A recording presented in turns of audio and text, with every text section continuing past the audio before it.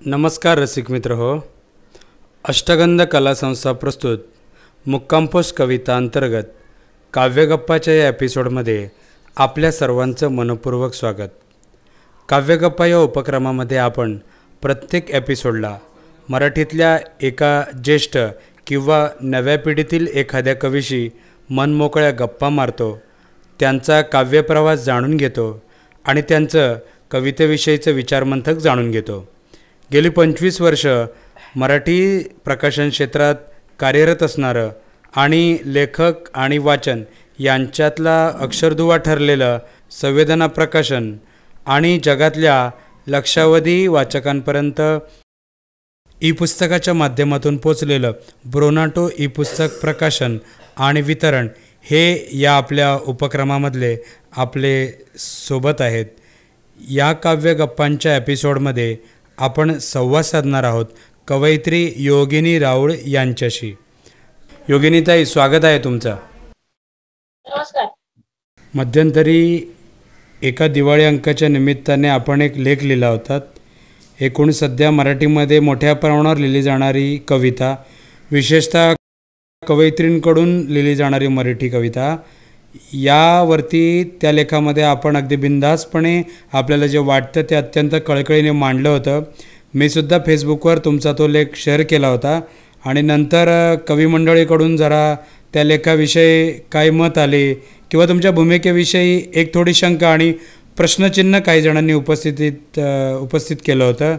तर त्या लेखामध्ये तुम्ही एकूण काय मांडलं होतं आणि त्याच्याविषयीची तुमची एकूण भूमिका काय, त्यावरून आपण या गप्पांना सुरुवात करूया असं मला वाटतं. तो ज्ञानसिंधू नावाच्या प्रकाशनाचं एक साहित्य सेवा नावाचा अंक निघतो, त्याच्यामध्ये त्यांनी मला तो लेख मागितला होता. खरं त्यांनी म्हणताना असं म्हटलं होतं की कवितेविषयी तुम्ही काही लेख द्याल का. तर मी त्यांना म्हटलं, हो, मी काही समीक्षक नाहीये, मी एक चांगली कवी आहे, चांगली रसिक आहे, चांगली वाचक आहे, कवितेचे अभ्यासक आहे, पण मी अकॅडमिशियन नाहीये.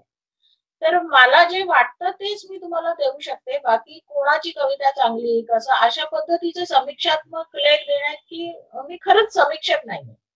ते म्हणाले, तुमच्या आत्ता मनात काही असं येत आहे का मराठी कवितेबद्दल जे तुम्हाला सांगावं असं वाटतंय. तर म्हटलं, माझ्या मनात येत आहे. आणि मग तो स्वभाव असं झालं की तो फार एकटाकी लिहून झाला लेख माझा, की जे खरंच खतखतत होतं खूप दिवस ते पटकन बाहेर पडले. खरी गोष्ट अशी आहे की मी स्वतः सुद्धा सोशल मीडियाचा प्रसार खूप झाल्यानंतर, म्हणजे साधारण 2009-10 मध्ये आपल्याकडे फेसबुक आलं असेल आणि 12-13च्या दरम्यान मला वाटतं व्हॉट्सअप आलं असेल. तर ह्या सगळ्या सोशल मीडियाचा जेव्हा खूप मोठा विस्फोट आपल्याकडे झाला, त्यानंतर जे लोक कविता करायला लागले किंवा लिहायला लागले किंवा ज्यांना कविता गवसायला लागली, त्याच काळातली मी खरी कवयित्री आहे. म्हणजे मी स्वतः एकही कविता कागदावर लिहिलेली नाही. मी सगळ्यात कविता मोबाईलवर टाईप केलेल्या आहेत, सगळ्यात पहिल्यांदा व्हॉट्सअपवर टाकलेल्या आहेत. पण तरीही त्या काळामध्ये म्हणजे 13-14 ते जवळजवळ 15-16 पर्यंत मला असं वाटतं की लोक ह्या सगळ्याकडे फार सिरियसली बघत होते. म्हणजे मला स्वतःलाही असं आठवतंय की जर कुठे मला महेश केळुसकरांची कविता दिसली, मला कुठे अरुण म्हात्रेंची कविता दिसली, तर मी ती आवर्जून वाचत असे. आणि मी म्हणजे त्यांचा नंबर मिळवून त्यांना असं विचारत असे की सर, मला एक कविता आवडली, मला तुम्ही काही मार्गदर्शन करू शकता का. म्हणजे एक एक कविता ना टिपून घेण्याचा एक काहीतरी तो सगळा काळ होता. आणि नंतर असं झालं की 16-17 नंतर सगळ्यांनीच, म्हणजे फक्त काव्य क्षेत्रातच नाही, एकूणच लोकांनी सोशल मीडियाचं खेळणं करून टाकलं. म्हणजे जी एक 14च्या निवडणुकीत जी लाट आली की सोशल मीडिया आपल्याला हवा तसा वापरता येतो, तर ती लाट आता सगळ्यांनीच ऍक्सेप्ट केली, साहित्य क्षेत्राने केली आणि कवींनी तर, मराठी कवींनी तर त्याचा कचरा केला अक्षरशः. म्हणजे ज्या पद्धतीने लोक त्याच्यावर कविता टाकायला लागले की रोज सकाळी सूर्य बघितला की कविता. आणि मग लॉकडाऊनमध्ये झालं असं की पुस्तकावर काही प्रकाशित होणं, पेपरमध्ये काही येणं, हे सगळंच बंद झालं. आणि मग तो खूपच लोकांची जी कोंडलेली काहीतरी वाफ आणि सगळी ऊर्जा होती ना, ती सगळी सोशल मीडियावर निघायला लागली. आणि मग लोकांना कविता हा फार सोपा प्रकार वाटायला. म्हणजे 4-4 ओळीच्या कविता रोज टाकून, ज्या कवितांना काहीच अर्थ नाही, तर हे बघून बघून मला असं वाटायला लागलं, की अरे हे काहीतरी चुकतंय. म्हणजे ही जी काही सीमारेषा होती ना, ती चांगली कविता शिकण्याची इच्छा आणि वारंवार आलेलं कवितेचं पीक ह्याच्यामधली सीमारेषा मला स्वतःलाच आखता येईना आणि त्याच्यातून ते लिहिलं गेलं असं मला वाटतं. योगिनीताई, त्या लेखामध्ये एकूण तुम्ही जे मत मांडलं ते योग्यच आहे. सोशल मीडियातून खूप मोठ्या प्रमाणावर कविता लिहिली जाते, परंतु त्याच्यामधून एकूण तुम्ही जे अंडरलाईन केलं होतं तो विचार असा होता की खूपदा असं होतं की सोशल मीडियातून आपल्याला असं दिसतं की फेसबुकवर एखादा फोटो टाकायचा, त्याला साजेशी कविता टाकायची आणि मग असं होतं की रसिकांचा जो प्रतिसाद येतो तो फोटोला येतो की कवितांच्या ओळींना येतो तेच कळत नाही. म्हणजे आपल्या चेहऱ्याच्या आड एखादी कविता लपवायची आणि खूप एकूण तो जो प्रकार होतो तो खूप मोठ्या प्रमाणावर होतोय आणि त्यामुळे मराठी कवितेचं नुकसान होतंय असं वाटतंय तुम्हाला? नक्कीच वाटतंय. म्हणजे कवी असो किंवा कवयित्री असो, तिची कविताच बोलली पाहिजे ना. कविता म्हणजे काय आहे, की एखाद्या फोटोग्राफरनी फोटो टाकला सोशल मीडियावर किंवा चित्रकारांनी चित्र काढलं, तर तो त्याच्या खाली लिहित नाही ना, मी या दिवशी इकडे गेलो होतो आणि हे चित्र मला सुचलं, असं काही लिहायची गरज नसते. तसं कविताच बोलली पाहिजे ना तुमच्यासाठी. आणि ज्याला कविता कळते तो ते फोटोकडे बघतच नाही खरं म्हणजे. फोटोकडे बघून कविता वाचणारे लोक हे कवितेचे रसिक नाहीतच, कवितेचे वाचकच नाहीत खरं म्हणजे. जो कविता वाचतो तोच कवितेचा रसिक असतो. खाली फोटो बघून वर मला कविता वाचायची असेल तर मग मी शाळेत जाऊन बसेल. मग तो काही तास नाहीये ना मराठीचा चाललेला. तुमच्या कवितेमध्ये जर तुमचा कंटेंट चांगला आहे व आशय जर रसिकांना खिचून आणणार आहे तर तुम्ही फोटोच्या कुबड्या त्याच्यासाठी कशाला वापरता? इतका साधा सोपा भाग त्याच्यामध्ये आहे. आणि खूपदा फेसबुकवरती अनेकांकडून या गोष्टीविषयी चर्चा पण झाली आहे. याच अनुषंगाने हाच विषय थोडासा पुढे नेतो योगिनीताई. मला असं विचारायचंय की एकूण सध्या जी कविता लिहिली जाते म्हणजे कवयित्रींकडून विशेषतः, तर अगोदर म्हणजे मागच्या काळामध्ये जी कविता लिहिली गेली मग ती अगदी खूप नावं आपल्याला घेता येतील, मीनाबाई चौधरींपासून ते नंतर पुन्हा पण अगदी मी खूप मागे जात नाही पण प्रज्ञादया पवार असतील, नीरजा असतील किंवा अनुराधा पाटील असतील की ज्यांची कविता एक माइलस्टोन म्हणून किंवा कल्पना दुधाळ असतील अगदी की ज्यांची कविता मराठी कवितेमध्ये दखल घेण्याची आहे. आणि त्याच्यानंतर आता जी खूप मोठ्या प्रमाणात लिहिलेली कविता असेल की ज्याच्यामध्ये कुठेतरी आपल्याला कंटेंट शोधावा लागतो, तर सध्या जी मराठी कवितामध्ये स्त्रीवादी कविता लिहिली जाते ती कुठे आहे नेमकी मराठी कवितेत? खरं काय माहितीये का, स्त्री जाणीवेची कविता म्हणजे स्त्री जाणीव हा वेगळा प्रकार आहे, हा शब्दच वेगळा आहे. स्त्री मुक्ती हा शब्द वेगळा आहे आणि स्त्रीवाद हा शब्द वेगळा आहे. तर अजूनपर्यंत जे काही दिसतं ना, म्हणजे नव्या सुद्धा तरुण कवयित्री सुद्धा लिहितात त्या अजूनपर्यंत बऱ्याचदा वेळी चाकू सुरे साड्या रक्त मासिक पाळी ह्याच्यातच अडकलेल्या दिसतात. म्हणजे अजूनही त्या स्त्री जाणीवेतच अडकलेल्या, ते स्त्रीवाद मांडतच नाहीयेत अजून. फार कमी कवयित्री आहेत ज्या स्त्रीवाद मांडतात. म्हणजे आयडिओलॉजी म्हणून किंवा इझम म्हणून स्त्रीवाद मानणं हे खरं म्हणजे आपल्याकडे नाहीच आहे, खूप कमी आहे. म्हणजे त्याच्यामुळे आपल्याकडे ज्या कविता आहेत आता ज्या मुली लिहितात फार थोडे अपवाद आहेत. म्हणजे प्रज्ञा पवार हा अपवाद म्हणू शकतो, पण नवीन पिढीमध्ये कीर्ती पाटसकर हा थोडासा अपवाद असू शकतो की ती पूर्णपणे स्त्री जाणीवेची कविता लिहित नाही, ती आता त्याच्यातून बाहेर पडायला बघते. तर हा जो दुसरा टप्पा आहे की स्त्री मुक्तीच्या कविता लिहिणं, म्हणजे ह्याच्यातून मला बाहेर पडायचंय हे आता कळलेलं आहे. आता स्त्री जाणीवेच्या पलीकडे थोड्याशा कवयित्री जायला लागल्या की त्यांना ते मुक्त व्हायचंय. म्हणजे अनेक जणी आता म्हणायला लागल्यात की किंवा वृषालीची एक कविता आहे की नुसते शरीर संबंध येणं म्हणजे सुद्धा प्रेम नसतं. तर असं आता बायका इथपर्यंत आलेल्या आहेत.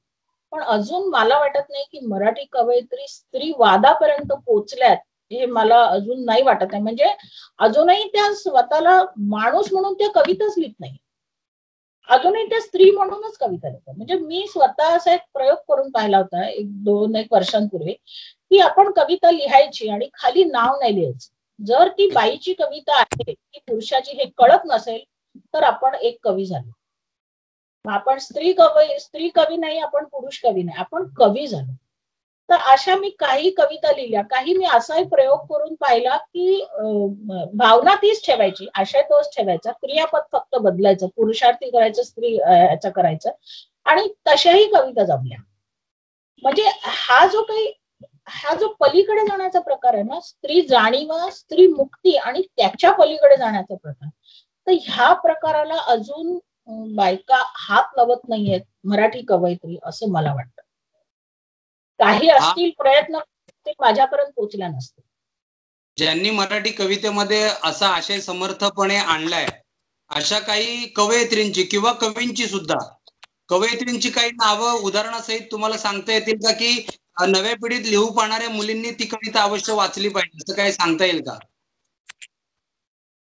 एक मी खरंच असं म्हणजे ते खूप वादग्रस्त नाव मध्ये झालं होतं, जी वेदिका कुमार स्वामीची जी कविता आहे गाव नवरी, त्या कवितेचा जो स्पॅन आहे ना, किंवा त्याचा पैस किंवा त्याचा प्रवास आहे, तो इतका मला थक्क करणारा वाटला की मला असं वाटलं की अशी कविता म्हणजे मी कुठेच नाही वाचली कोणत्याच भाषेत. कारण वेदिकाने सुरुवातीला ती देवदासी समाजाची असल्यामुळे तिने ते आधी सगळं तिचं देवदासीचं भावविश्व मांडलंय. त्याच्यानंतर तिला कुमारस्वामी जेव्हा भेटतात, कोणी एक कुमारस्वामी नावाचा पुरुष तिच्या आयुष्यात येतो, मग तो भेटल्यानंतर तिने कसं आयुष्याकडे पाहिलंय आणि तिच्या आयुष्याला कसा टर्न मिळाला, आणि मग ती खऱ्या ज्ञानाच्या शोधात निघाली, तेव्हा तिने कुमारस्वामींनी तिला असं विचारलं की तू आता निघाले असं मी तुला काय देऊ. म्हणजे ती देहाच्या पलीकडे गेली. ती देहाच्या पलीकडे जाण्याची जी तिची प्रोसेस होती, तेव्हा तिला कुमारस्वामींनी विचारलं की मी तुला काय देऊ आता, तू चाललीस एका वेगळ्या प्रवासाला. तर ती म्हणाली मला तुमचं नाव द्या फक्त, आणि ते नाव घेऊन ती फक्त पुढे गेली. तर हा जो तिचा म्हणजे ती माझ्या मते माझ्यापेक्षा वयाने लहान असेल, ती 40ची वगैरे असेल, तर 40व्या वर्षापर्यंत देहाच्या पलीकडे जाऊन, आत्मा आपण म्हणूया नको त्याला, पण ज्ञानाचा शोध घेण्याची जी प्रक्रिया आहे ना, ती प्रक्रिया फार कमी कवितेत दिसते. मला तर स्वतःला असं वाटतं की मराठीमध्ये वेदिका कुमार स्वामी सारखी कविताच नाही कोणाची. म्हणजे आत्ताच्या कवयित्रींनी तो मागवून वाचावा संग्रह, त्याचा अभ्यास करावा, त्याची पारायण करावी, इतका तो संग्रह चांगला आहे. आणि आपल्याकडे मिळतंय आता, असं नाही आहे की पिकतं तिथे विकत नाही, असं नाही, आपल्याकडे खूप चांगलंही पिकतंय, पण ते वेचून आपण पाहायला पाहिजे. हा एक त्यातला भाग आहे. दुसऱ्या काही कवयित्री अशा आहेत ज्या मराठी नाहीयेत पण भारतीय आहेत, किंवा आपल्याशी थोड्याफार आपल्या भावविश्वाशी निगडित आहेत. तर स्पेशली मी असं म्हणेन की तस्लिमा नसरीन आहे. आता तिची हल्ली नवीन कविता मी वाचली नाही, पण तस्लिमा नसरीन आहे, किंवा एक अप्सरी झैद किंवा अशी काहीतरी आहे, मला तर तिचं नाव आठवत नाही. या मुस्लिम बायका जे लिहितात ना, ते फारच विलक्षण आहे. म्हणजे त्या आपल्या कवितेमध्ये जी राजकीय समज दाखवतात ना, ती समज अजून मराठी कवितेला नाही आली.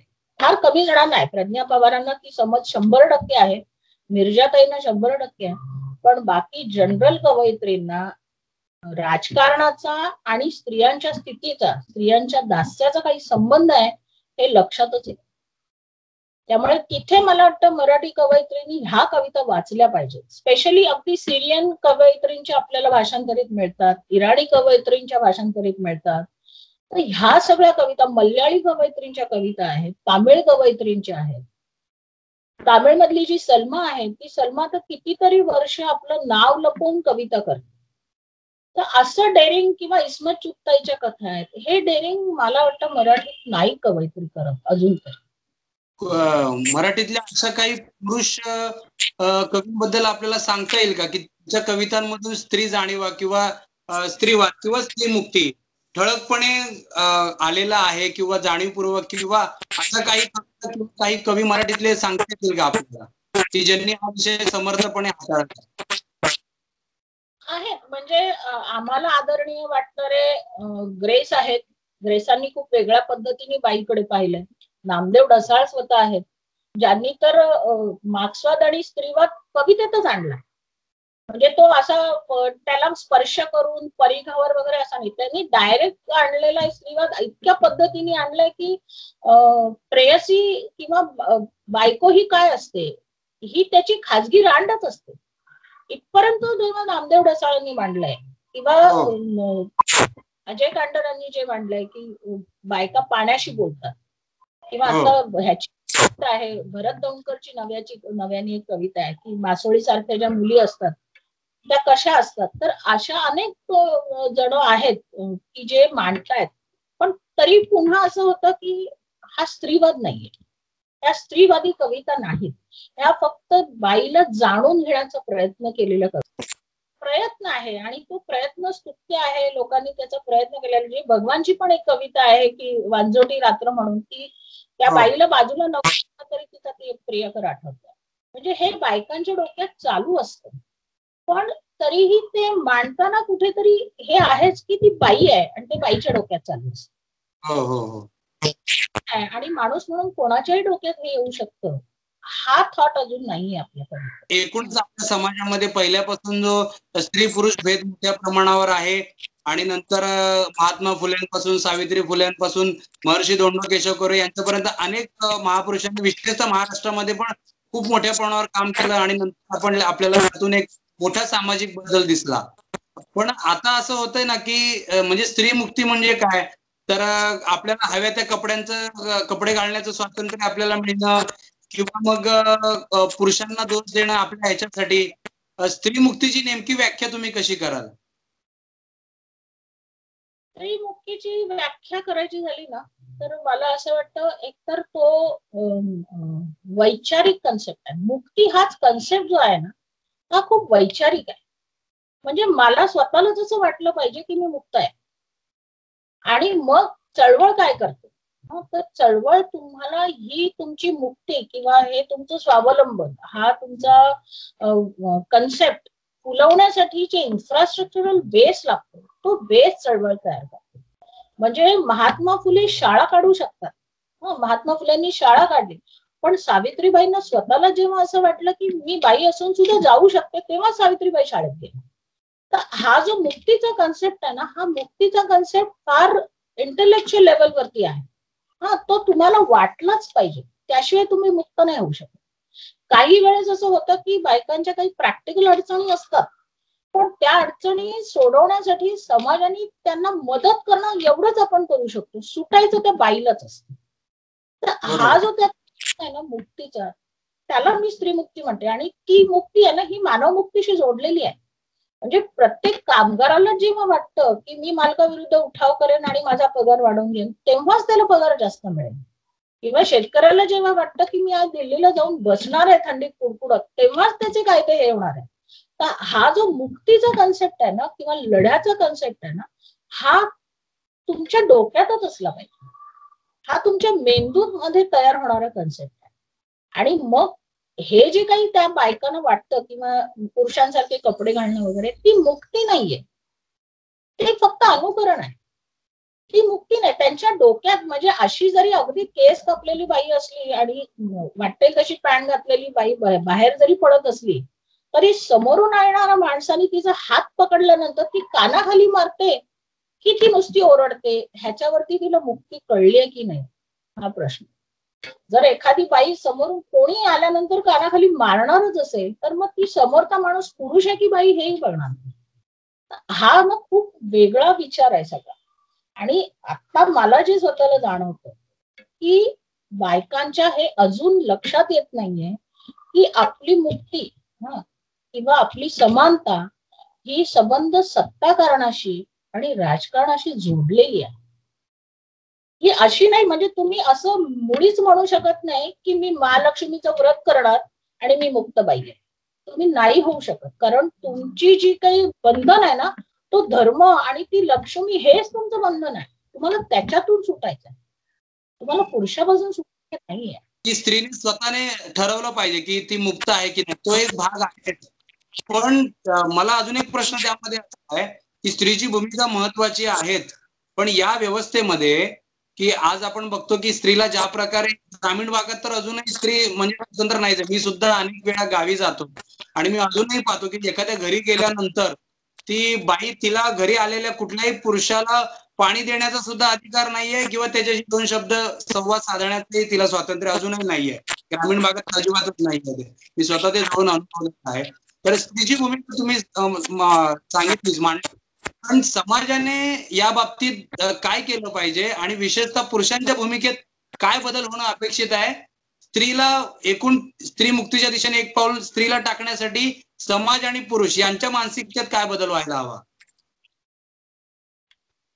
बदल तर खूप व्हायला हवेत आणि आपण म्हणतो की त्याची सुरुवात शाळेपासून व्हायला हवी वगैरे, पण काय आहे कुठेतरी आपल्या जाणीव नेणीवेमध्ये ना हे खूप पक्क बसलेलं आहे की पुरुष हा मालक आहे सगळ्याचा, जमिनीचा, संपत्तीचा, घराचा, मग त्या बाईच्या शरीराचं पण.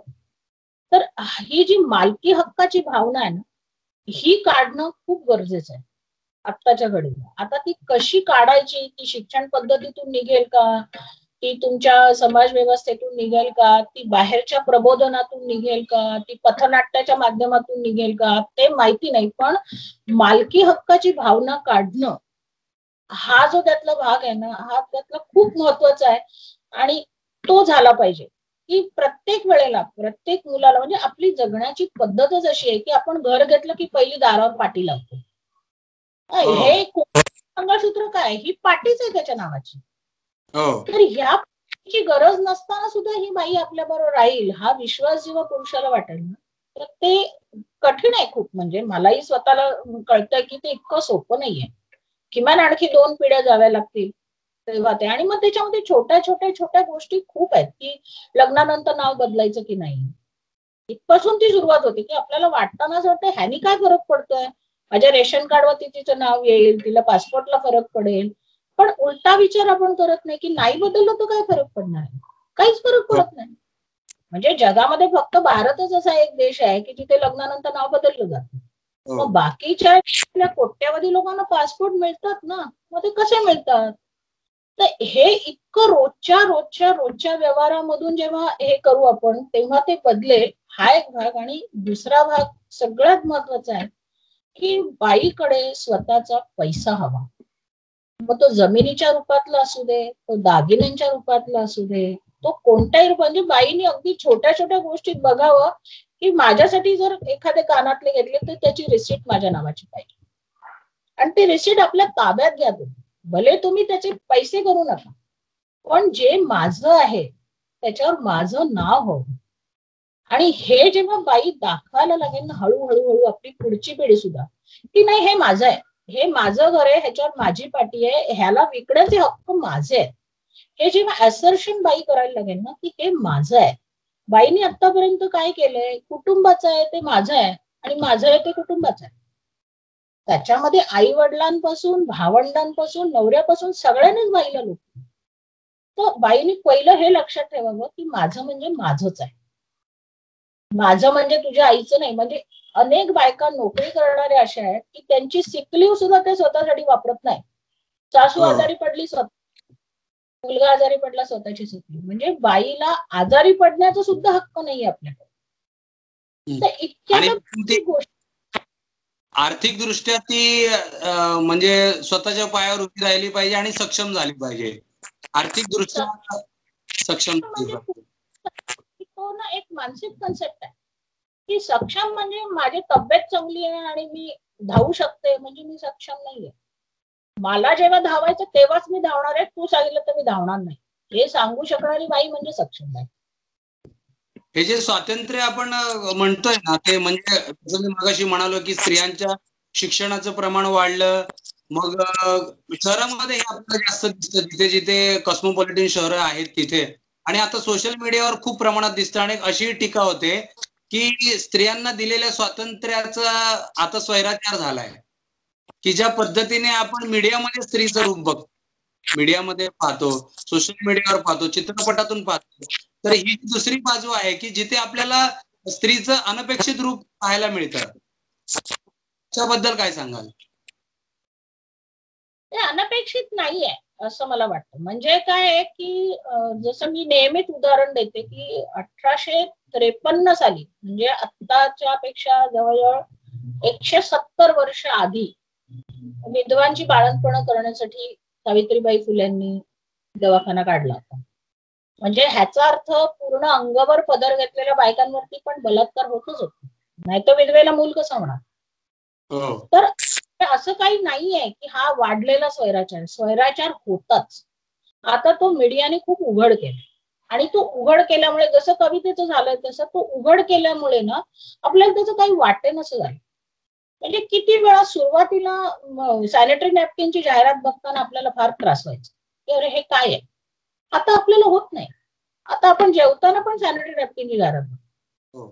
तर हा जो काही आहे ना समाजाची बघण्याची जी त्याच्याकडे दृष्टी आहे ना ती हळूहळू बदलते आणि ज्या गोष्टी तुम्हाला पूर्वी स्वैराचार वाटत होत्या त्या नाही वाटत. म्हणजे आता मुंबई पुण्यासारख्या मेट्रोपॉलिटन शहरामध्ये मला नाही वाटत की कुठचीही मुलगी एक 15 ते 25 वयाच्या दरम्यानची कुठचीही मुलगी घरामध्ये फ्रॉक घालते किंवा बाईचे कपडे घालते मला नाही वाटत. आज सर्रास मुली हाफ पॅन्ट आणि शर्टच घालतात घरात. टी शर्ट आणि शर्ट हा नॅशनल ड्रेस आहे मुलींचा. मग आता हा एकेकाळी स्वैराचार होता आता तो नाहीये. तर हे बदल हळूहळू घडतात आणि जेव्हा बदल घडतात ना तेव्हा त्याच्या मागे काहीतरी फायदा असतोच. म्हणजे तो सोय असेल तुमची, एक कम्फर्ट असेल शारीरिक, पैसा असेल, जाहिरातीमधलं जे काही अंग प्रदर्शन आहे किंवा एंटरटेनमेंट इंडस्ट्री मधलं जे अंग प्रदर्शन आहे त्याच्या मागे पैसा आहे. तर तुम्हाला काहीतरी फायदा असल्याशिवाय माणूस बदल स्वीकारत नाही. तर आता तो बदल कोणी कम्फर्ट म्हणून स्वीकारताय, कोणी पैसा म्हणून स्वीकारताय, पण तो होत राहणार. आणि मला स्वतःला काही असं वाटत नाही की खूप अंग प्रदर्शन झाल्यामुळे खूप बलात्कार वाढले, असं काही नाहीये. बलात्कार तेवढेच आहेत, अंग प्रदर्शनही तेवढंच आहे किंवा कपडे घातलेल्या बाईवरचेही अत्याचार तेवढेच आहे. फक्त झालंय असं की बायका सजग झाल्यात, बायका ते नोंदवायला लागल्यात किंवा बायका सजग नसतील आजूबाजूचे आहेत त्यांचे पॅरेंट्स आहेत ते सजग झालेत. ते आता सांगायला लागलेत की हो बाबा झाला होता बलात्कार मग आम्ही शहर बदललो. मुली अशाही आहेत प्लास्टिक सर्जरी करून घेणारे आहेत बलात्कार झाल्यानंतर, शहर बदलणारे आहेत, गाव बदलणारे आहेत, नोकरी बदलणारे आहेत, जागा बदलणारे आहेत. म्हणजे काय की तुम्ही त्याचा एक मार्ग काढायला सुरुवात केली.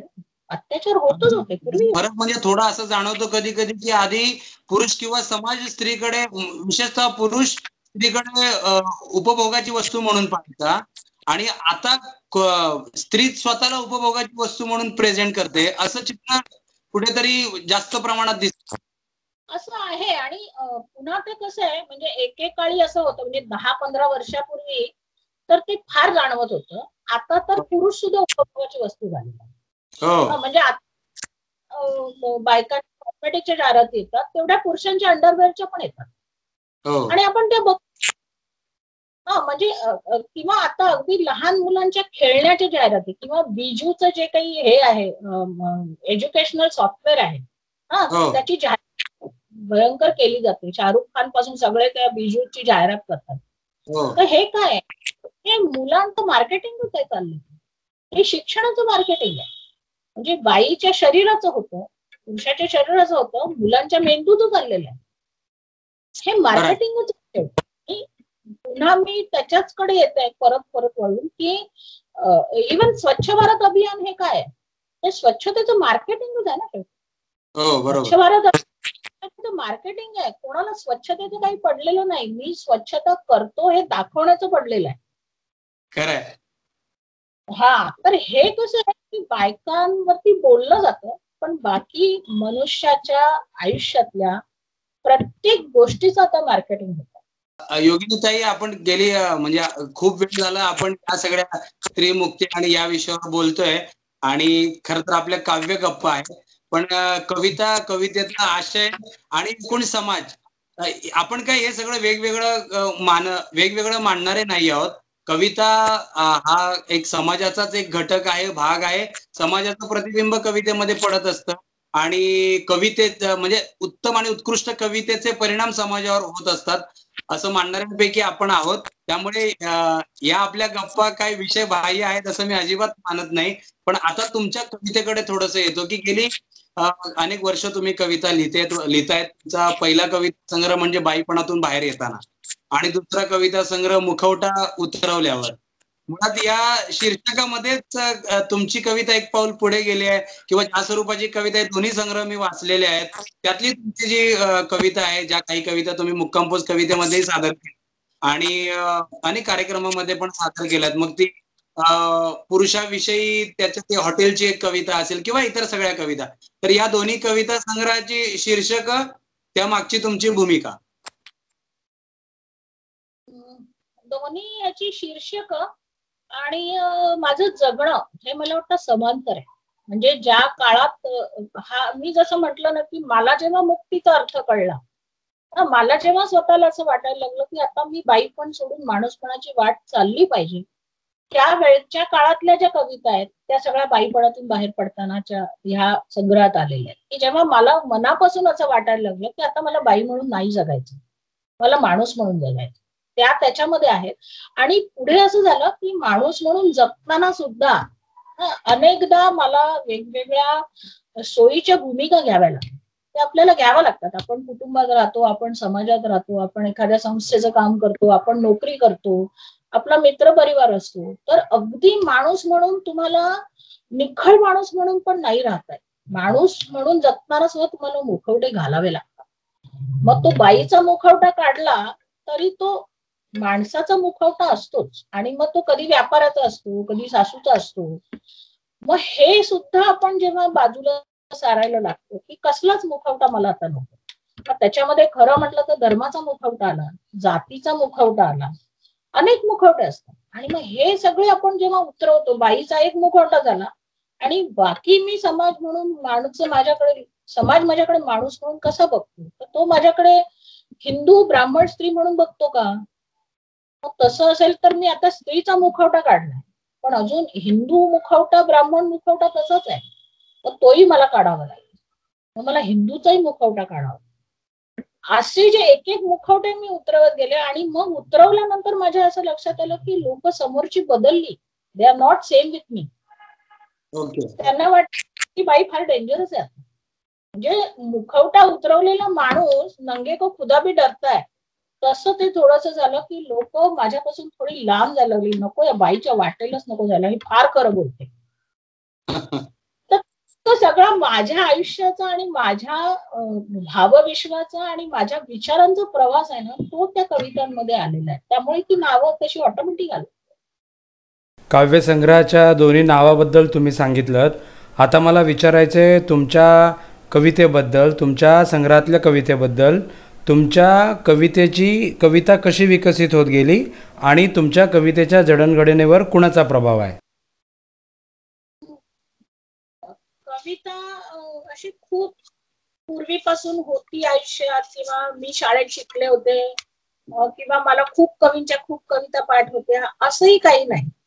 म्हणजे मी खरं ह्याच्यावर काय म्हणतात, योगावर किंवा दैवावर वगैरे विश्वास ठेवणारी नाहीये. पण खरोखर असं झालं की 2009 साली वगैरे ना मला असं वाटायला लागलं की आपण म्हणजे मला कविता दिसायला. माझ्या अशा 2-3 कविता आहेत की मुलीच्या पायाला चाकं फुटतात अशी एक माझी कविता आहे. तर मला असं ते लिटरली दिसलं की आपल्या मुलीच्या पायाला चाकं आली आहेत आणि मी उठल्या लिहिली. एक कविता तर अशी आहे की मी सिद्धिविनायकाच्या देवळात गेले होते माझ्या नवऱ्याबरोबर आणि ती माझ्या डोक्यावरची टिकली पडली.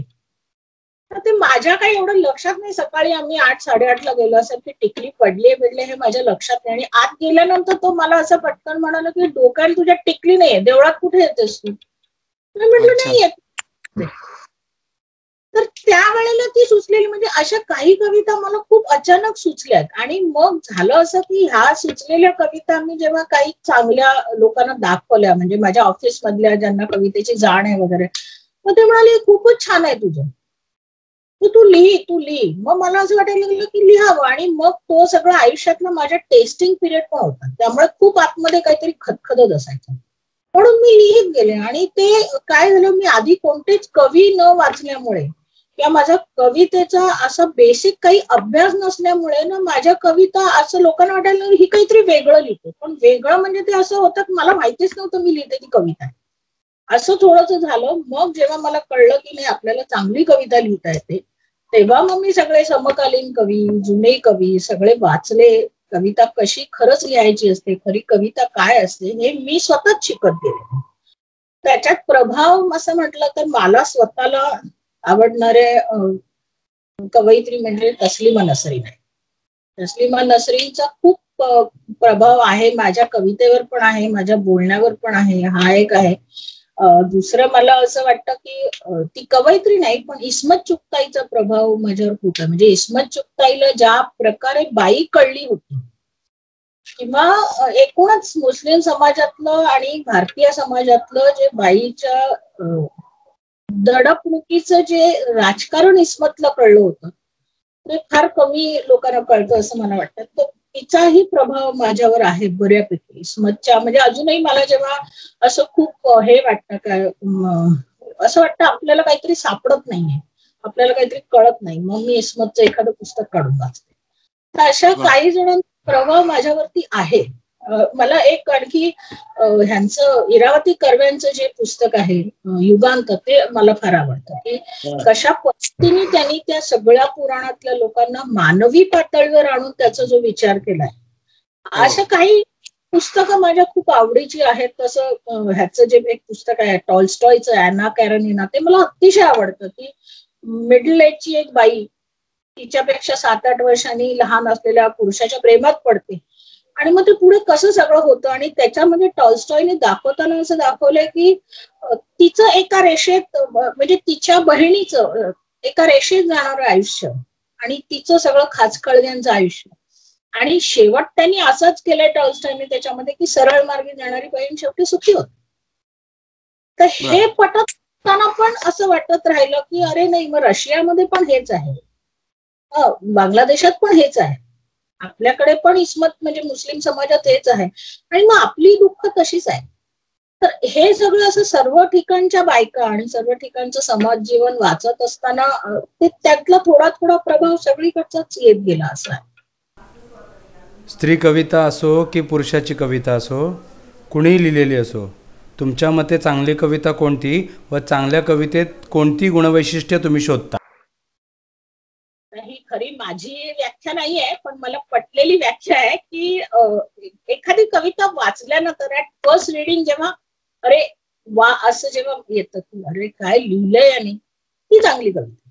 मग तो विषय काहीही असो, अगदी मग माझा स्वतःचा मातृप्रेम किंवा मातृभावनेचा गौरव हा माझा काही स्वतःचा पिंड नाही. म्हणजे माझी आई माझी चांगली मैत्रीण आहे, पण आम्ही भांडतो सुद्धा. म्हणजे आई खूप त्यागाची असं नाहीये, पण तरी एखाद्यानी आईबद्दल म्हणजे जे भमू शिंदेनी म्हटलं की आई म्हणजे तिच्यातच असलेलं एक गाव असतं, तर असं जेव्हा कोणीतरी लिहून जातं ना, तर ती चांगलीच कविता असते. म्हणजे आपल्याला विचार पटत नसला तरी मांडण्याची पद्धत आणि काळजाला हात घालणारी सगळीच कविता चांगली असते. म्हणजे मी आता म्हटलं तसं की नामदेव ढसाळ खूप रांगडे कवी आहेत, पण काही लेख लिहिला मी गेल्या आठवड्यात त्यांच्या कवितेबद्दल, तर मी त्यांच्या अनेक कविता वाचून रडले. आणि हे ना मला नवीन होतं. तसं प्रशांत असणाऱ्यांच्या कविता वाचून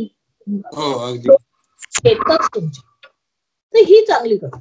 असणाऱ्यांची कविता खूप तुम्हाला फिलॉसॉफी सांगत नाही किंवा कुठचा इझम सांगत नाही, पण तुम्ही वाचल्यानंतर अस्वस्थ होता, तुमच्या डोळ्यात पाणी येतं, ही खरी कविता. अशी चांगली कविता लिहिण्याची साधना काय असते?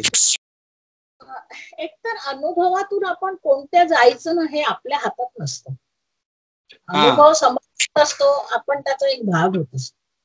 त्यामुळे मला काय म्हणतात की वेश्या जीवनावरती कविता लिहायची आहे म्हणून मी 2 दिवस फोरास रोडला जाऊन बसले, किंवा मला भिकाऱ्यावरती कविता लिहायची आहे. मध्ये तो मला हा आपला कोण गायक आहे नवीन रफीची गाणी म्हणणारा, सोनू निगम, तो रस्त्यावरती झाडाखाली जाऊन पेटी भिकाऱ्याचा वेश करून पेटी, तर तेवढं मला वाटत नाही की आपल्याला जाऊन करायला पाहिजे, किंवा ते ओढून तोडून ताणून आणलेले अनुभव होतात.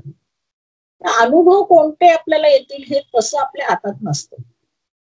पण असं असतं की एखादा अनुभव जेव्हा येतो तेव्हा तो पकडायचा आणि तो वैश्विक करायचा. ही जर कला तुम्हाला जमली तर तुम्हाला चांगली कविता लिहिता. म्हणजे माझ्या कानाने मारणं माझ्या नवऱ्याने हे खूप साधं आहे किंवा ही खूप पर्सनल गोष्ट आहे, पण मग तो कानाखाली आलेला आवाज सगळ्या बायकांच्या कानाखाली तसाच येतो का, किंवा मग त्या बायका कशा रिॲक्ट होतात, हा अनुभव जेव्हा मी त्याला वैश्विक करते तेव्हा ती चांगली कविता होते. तर त्याला साधना म्हटलं तर ही तुम्हाला कलाकुसर जमली पाहिजे, की आपल्या अनुभवाला वैश्विक कसं करायचं. ही एक कलाकुसर आहे, कलाकुसरच आहे ती.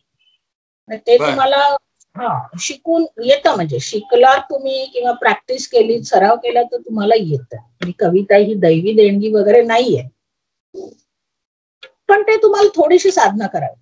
धन्यवाद. मी आपल्या रसिकांना सांगू इच्छितो की अशा अनेक काव्यगप्पा ऐकण्यासाठी आणि मुक्काम पोस्ट कविता या काव्य मैफिलीचा आनंद घेण्यासाठी तुम्ही मुक्काम पोस्ट कविता हे आपलं चॅनल नक्की सबस्क्राईब करा.